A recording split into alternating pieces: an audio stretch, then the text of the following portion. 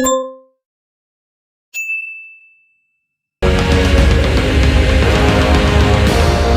Video में बात होगी आजकल के दिनों में पाकिस्तान में फैल जाने वाली स्मोक के हवाले से।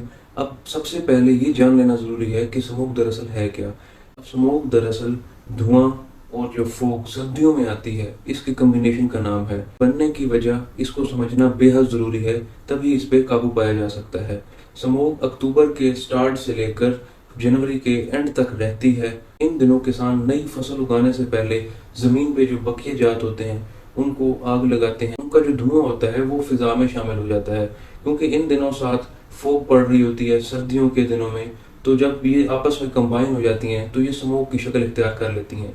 इसके अलावा जो इसकी दूसरी सबसे बड़ी वजह है वो है ईंटों की भट्ठी में से निकलने वाला धुआं।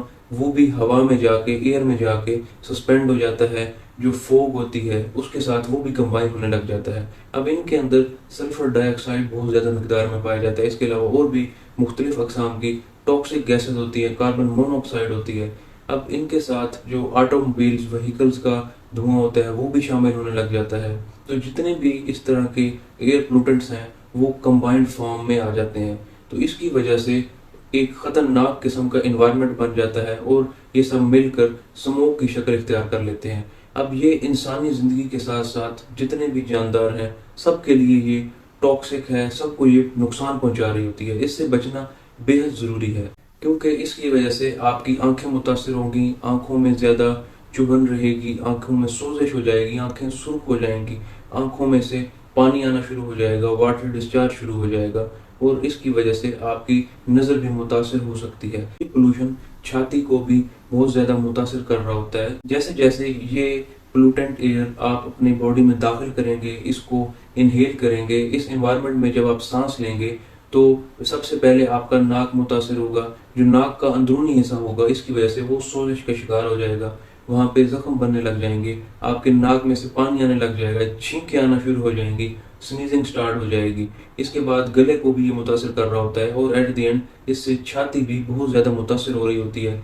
इसकी वजह से ब्रोंकाइटिस हो सकता है, फेफड़े इसकी वजह से सोजिश का शिकार हो जाएंगे, ब्लड में ऑक्सीजन पहुंचाने की जो कैपेसिटी होगी इनकी वो मुतासर होने लग जाएगी, शॉर्टनेस ऑफ ब्रेथ जैसे प्रॉब्लम भी देखने को मिलते हैं। की वजह से वैसे तो हर एज ग्रुप इफेक्ट हो रहा होता है, लेकिन बड़ी तादाद बच्चों की और बुजुर्गों की है, क्योंकि बच्चों के अंदर इम्यून सिस्टम इस हद तक डेवलप नहीं हुआ होता कि इस तरह के जो इफेक्ट्स आ रहे होते हैं बॉडी पे उनको वो अच्छे से टैकल कर सके। फेफड़ों के अंदर भी अभी नशोनुमा जारी होती है, एक सर्टन लेवल तक अभी नहीं पहुंचे होते, उनके अंदर फैलने और सिकुड़ने की सलाहियत अडल्ट शख्स की निस्बत कम होती है, जिसकी वजह से बच्चों के अंदर ये प्रॉब्लम ज्यादा आ रहे होते हैं। ओल्ड पेशेंट है, जो बुजुर्ग तबका है, उनके अंदर डिफरेंट किस्म की डिजीजेस के लोग शिकार होते हैं, हाइपरटेंशन का शिकार होते हैं, डायबिटीज का शिकार होते हैं, तो वो इसकी वजह से ज्यादा मुतासर हो रहे होते हैं।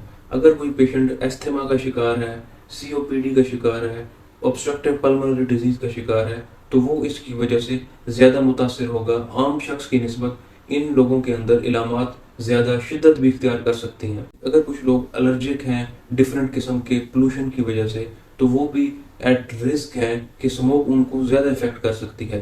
तो ऐसे पेशेंट जो पहले किसी डिजीज का शिकार हैं, तो वो इन दिनों किसी किस्म का अपने ट्रीटमेंट के अंदर अपनी तरफ से कोई तब्दीली ना करें।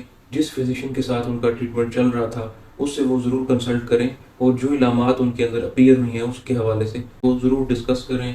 ऐसे पेशेंट अगर जो इनहेलर यूज कर रहे थे तो वो अपने पास रखें, क्योंकि इस तरह की इलामात आए तो वो शिद्दत इख्तियार कर सकती हैं, तो वो बर वक्त अपनी मेडिसिन को यूज करें ताकि मजीद प्रॉब्लम से वो बच सकें। अगर बर वक्त ट्रीटमेंट स्टार्ट ना किया जाए तो एस्थमा का जो अटैक है वो ज्यादा हो सकता है, एक्सर्बेशन हो सकती है एस्थमा की, सीओपीडी की। इसके अलावा जो प्रेग्नेंट फीमेल्स हैं वो भी ज्यादा रिस्क का शिकार हैं, तो उन पे ज्यादा इफेक्ट आते हैं, बच्चा भी इसकी वजह से ज्यादा इफेक्ट हो सकता है। ये देखा गया है कि इस तरह के बच्चों के अंदर पैदाइश के बाद एस्थमा और इस तरह का हाइपर सेंसिटिविटी रिएक्शंस के चांसेस ज्यादा हैं। इससे बचाव बेहद आसान है। इन दिनों आप अपने कमरों के खिड़कियां दरवाजे बंद रखें, गैर जरूरी तौर पे आप बाहर ना निकलें। अगर बाहर जाना है तो आप हेलमेट का इस्तेमाल करें, मास्क का यूज करें, और जो N95 मास्क है वो ज्यादा सिक्योर रखेगा एक पर्सन को। अगर वो इस एनवायरनमेंट में जा रहा है तो उस मास्क को वो वियर करे उसके पहनने को वो यकीनी बनाए। इसके अलावा पानी का इस्तेमाल ज़्यादा किया जाए, नाक को साफ रखा जाए। अगर स्मोक से एक्सपोज हो भी गए हैं तो वो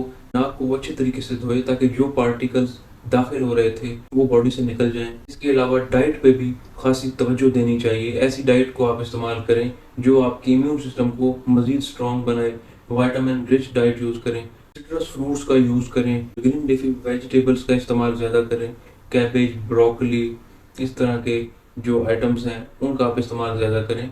वो उस फूड का इंटेक बढ़ा दें जिनके अंदर एंटीऑक्सीडेंट प्रॉपर्टीज़ पाई जाती हैं। आप ड्राई फ्रूट्स का इस्तेमाल भी ज़्यादा कर दें, एग्स का इस्तेमाल ज़्यादा करें। प्रोटीनिशियस डाइट को आप अपने रूटीन का हिस्सा बना लें। कीटोजेनिक डाइट के ऑप्शन को आप ज़रूर कंसिडर करें।